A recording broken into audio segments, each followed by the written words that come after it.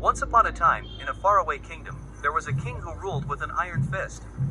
He was feared by all his subjects, and even his own family trembled in his presence. However, the king had a beautiful queen who was loved by everyone. She was kind, gentle, and compassionate, and her people adored her. One day, the queen fell ill, and no matter how many doctors were summoned to the palace, none could cure her. Desperate to save his beloved wife, the king promised a great reward to anyone who could heal her. A young and wise sage heard of the queen's plight and came to the palace to offer his help.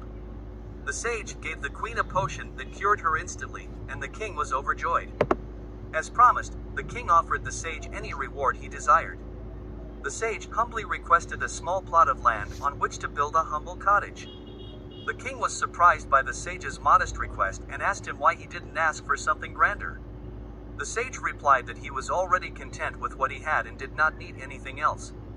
The king was humbled by the sage's wisdom and asked him to stay at the palace as his advisor. From that day on, the king and queen listened to the sage's wise counsel, and the kingdom prospered under their rule.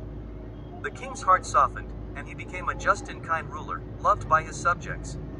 The queen was grateful to the sage for saving her life, and the two of them became close friends.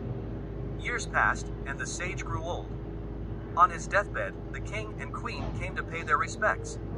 The sage blessed them and said that they would rule over the kingdom for many more years, bringing peace and prosperity to their people. He then closed his eyes and peacefully passed away. The king and queen were heartbroken at the loss of their dear friend, but were grateful for the wisdom and kindness he had brought into their lives. They continued to rule over their kingdom, always remembering the lessons the sage had taught them, and their people lived happily ever after.